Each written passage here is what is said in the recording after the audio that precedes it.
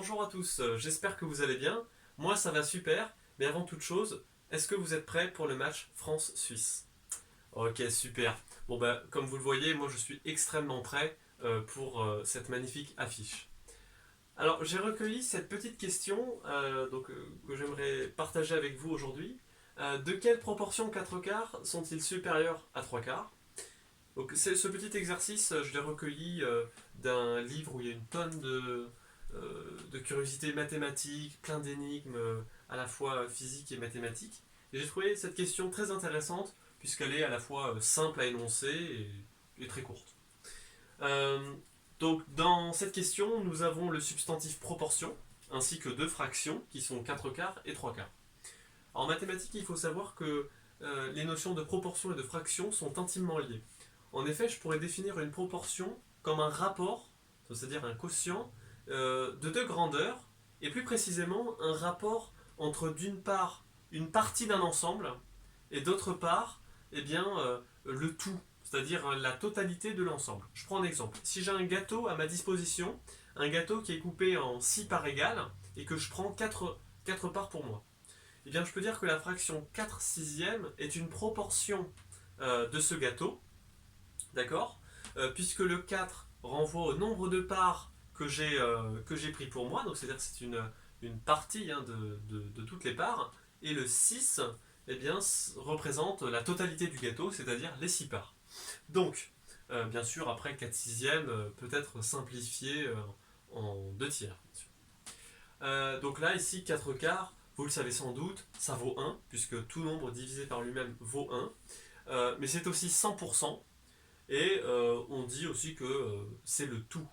Voilà, j'aime bien aligner ces trois expressions pour bien insister sur la notion de totalité, de globalité, et surtout montrer que ces trois propositions sont équivalentes. Ensuite, 3 quarts, eh bien, intuitivement, 3 quarts c'est 4 quarts moins 1 quart, d'accord? Et si on voulait le représenter schématiquement, eh bien, on prendrait un diagramme circulaire, voilà, à peu près comme ça, que l'on va diviser en 4 parts égales, comme ceci. Et pour représenter 3 quarts, eh bien, on va assurer 3 parts.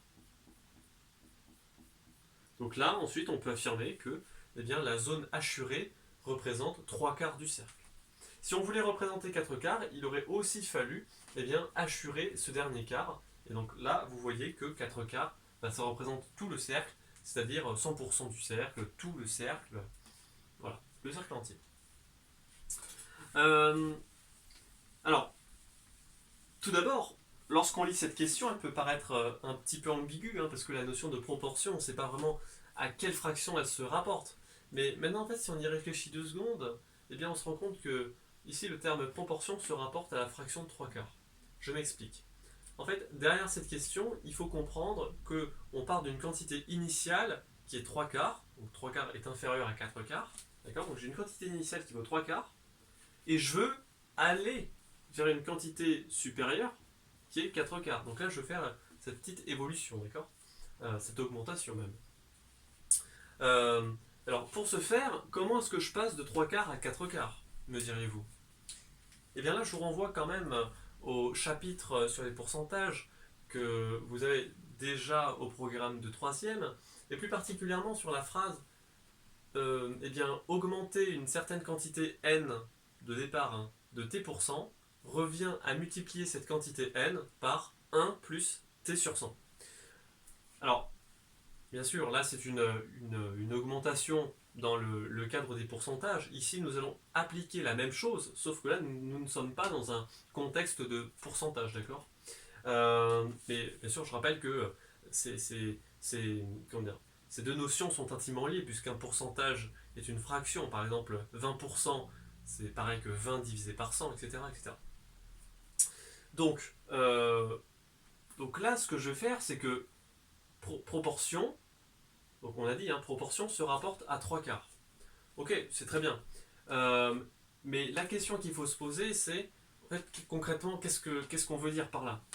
Eh bien, ce qu'on veut dire par là, c'est que il faut trouver quelle proportion de 3 quarts je vais ajouter à 3 quarts pour obtenir 4 quarts. Autrement dit, eh bien, j'ai 3 quarts au début, 3 quarts plus une certaine proportion, d'accord, donc là je peux le mettre sous forme de fraction, proportion de 3 quarts, donc là c'est fois 3 quarts, le 2 en mathématiques se traduit par un multiplié, d'accord, nous redonne 4 quarts.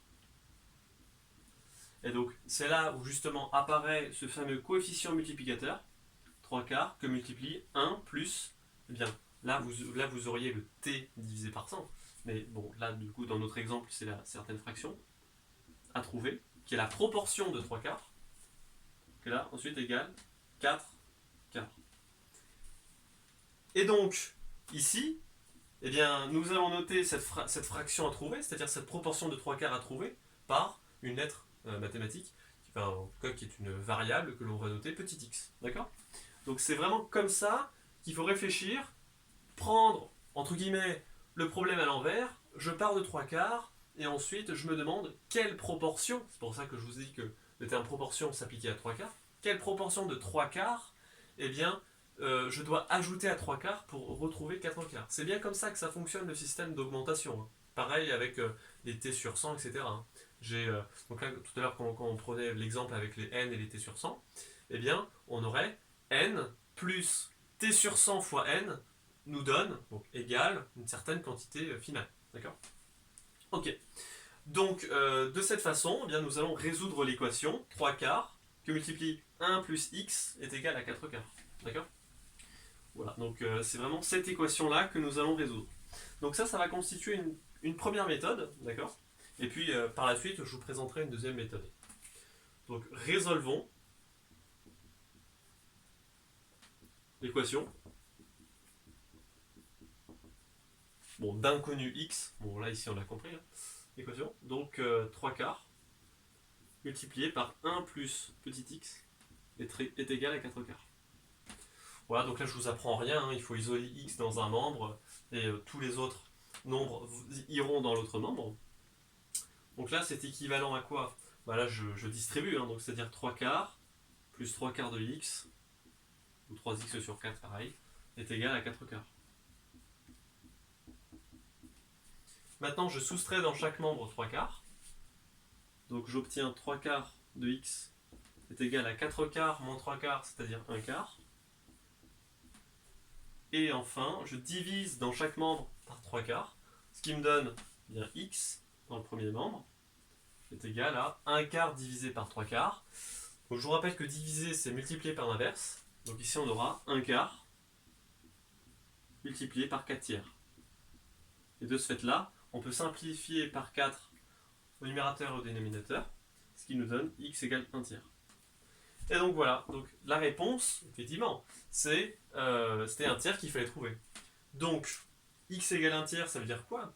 Ça veut dire que si je remplace ici x par 1 tiers, cette égalité d'une part est vérifiée, et je réponds à la question, puisque, voilà, ici, la proportion de 3 quarts qui sera ajoutée à 3 quarts pour, pour valoir 4 quarts à l'arrivée, c'est 1 tiers. D'accord, 1 tiers de 3 quarts. Donc là, c'était la proportion à trouver. Ok, donc là, on a résolu la question d'une première méthode. Et puis maintenant, je vais résoudre ce problème avec une seconde méthode que l'on pourra appeler, je dirais, la méthode de comparaison. Voilà. Alors, comme dirait mon professeur de physique-chimie, lorsque vous devez comparer deux grandeurs ou deux nombres, vous établissez un quotient de ces deux nombres. Donc ici, c'est ce qu'on va faire, hein. On va établir le quotient de 4 quarts et de 3 quarts. Donc on y va. On va faire 4 quarts divisé par 3 quarts. Et là, en fait, pour interpréter alors, en tout cas ici, on aura besoin de deux interprétations, je dirais, majeures, pour interpréter une fraction. Prenons l'exemple de la fraction 5 demi. 5 demi qui vaut 2,5, d'accord ? Donc on peut l'écrire, hein, donc 5 demi est égal à 2,5. En fait, concrètement, qu'est-ce que ça veut dire ? Le résultat de ce quotient, qui vaut 2,5, me donne le nombre par lequel il faut multiplier 2 pour retomber sur 5. On est d'accord ? Mais ça veut aussi dire que 5 est 2,5 fois plus grand que 2. ça pose pas de problème. Ouais, d'accord. Donc ici, ça, ces deux interprétations-là vont être fondamentales, puisque le nombre que l'on va trouver eh bien, va nous aider considérablement pour la fin de notre raisonnement. Donc ici, bah, c'est ce que nous allons faire. Hein. Nous allons trouver quel est ce nombre. Donc 4 quarts divisé par 3 quarts. Donc comme je vous l'ai dit, diviser, c'est multiplier par l'inverse. Donc ici, ça nous donne, donc là, directement 4 tiers. D'accord. Hop, je renverse et j'obtiens directement 4 tiers.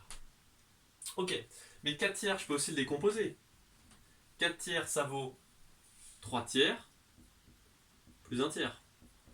Hein, si je repars dans ce sens, j'additionne uniquement les numérateurs, donc ça fait 4, et 3, le dénominateur, je le laisse. Donc j'obtiens bien 4 tiers. Oui, mais 3 tiers, c'est 1. Donc, finalement, on obtient 1 plus 1 tiers. Et donc maintenant, souvenez-vous, je vous ai dit que ce nombre-là, multiplié par celui-ci, nous donne 4 quarts. Ok.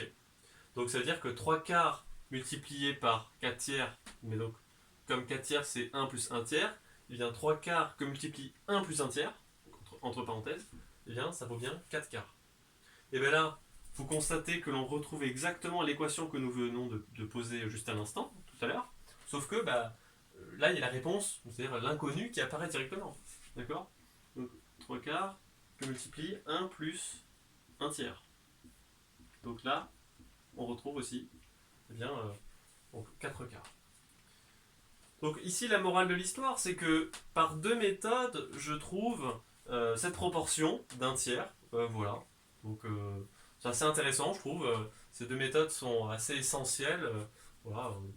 Alors, en tout cas, cette deuxième méthode était peut-être un petit peu plus cachée, puisqu'il fallait avoir en tête l'interprétation hein, de la fraction. Voilà, mais en tout cas, je pense que si vous l'aviez, vous auriez peut-être pu opter pour cette deuxième méthode de votre côté. Voilà. Mais en tout cas, la première, celle où il fallait poser l'équation, était peut-être plus, je dirais, avait un raisonnement un petit peu plus, oui, assez. Voilà, il fallait. Voilà, on était là comme ça à la place d'un chercheur et on essayait de raisonner déjà par rapport à la question et aussi bah, voilà, interpréter, se dire dans quelle situation il fallait être pour ensuite construire, je dirais, eh bien, l'équation où, où ensuite x valait un tiers. Voilà. Donc là, voilà. Donc en tout cas, ces deux méthodes sont assez puissantes. Voilà. Et puis en fait, l'objectif c'est à la fin de trouver un tiers. Donc ici, on a que eh bien, 1 plus 1 tiers multiplié par 3 quarts vaut bien 4 quarts. Et on peut aussi dire que 4 quarts, c'est 4 tiers fois plus que 3 quarts. Voilà. Mais en tout cas, la chose essentielle, c'est qu'il fallait absolument décomposer le 4 tiers en 1 plus 1 tiers pour faire apparaître le 1 tiers, qui est la proportion eh bien, voulue. Voilà, la proportion cherchée. Ok, donc bah, j'espère que ce petit exercice, cette curiosité mathématique vous aura plu. Bon, en tout cas, c'était un plaisir de la partager avec vous. Et puis, bah, j'ai plus qu'à vous dire bah, bon match. Hein. J'espère qu'on va gagner. Allez, salut.